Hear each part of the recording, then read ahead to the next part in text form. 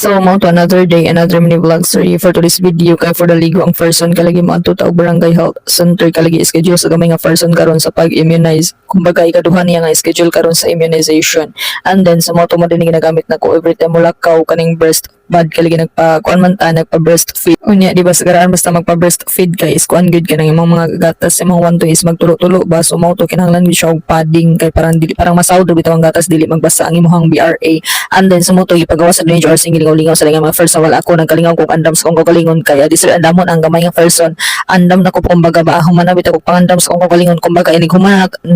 sa naman tani inig human na ko andam adi sir pa nako siya andamon kay parang dili siya sa puton kay kasuloy naman gud ko nga kanang siya akong giuna og andam niya ako dugay kay kuno human so to naabdan og sapot and then so mo to wa gyud na dayon ang among lakaw o so mo to naka-realize or naka-learn na ang person so mo to ako'y unang mag-andam sa kong kagalingon adi sir ang gamay nga person kay parang igon na lang bitaw siya ko anon pag humaning andam dali naman siya andamon and then pag human manglakaw na dayon unya di gid kalimtan og dala ang after shots gid kay mo gini pang first aid inig human og inject anon katong iyahang kuan kanang iyahang libro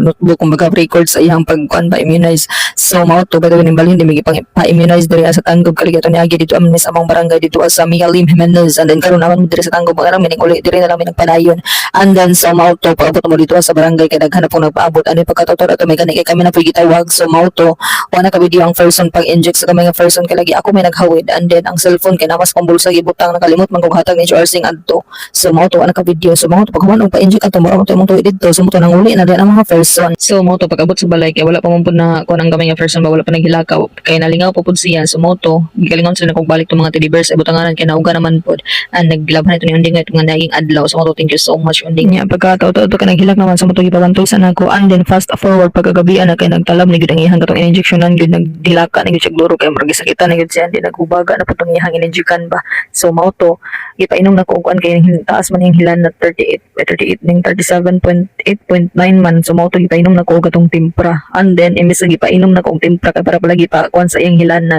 so mao to nagsuka man hinuon di man siya ganahan ikaduha na gitong attempt nga nag-inom siya og timpra di gid niya makuan gid matulon o di gid niya makuan sa iyang ginhawa isuka gid niya og taman so mao to wala lang po nakapugsa may gani rapod kay mag-ugi rapod siya og wantoy sa akong wantoy so mao to duwa rapod ko nakulbai kay bahalag magsuka siya mag wantoy man pud siya sa kuang wantoy o di ba na purus wantoy so mao to gibutangan dinhi og cold fever kay kuan og after shots kay parang pa kuan gamay sa iyang gibati nga ngulngul ba so mao to wa gyud tuluga ang mga person no maniging naagwanta kay gahimuon mo nang bata so mao to magagwanta gyud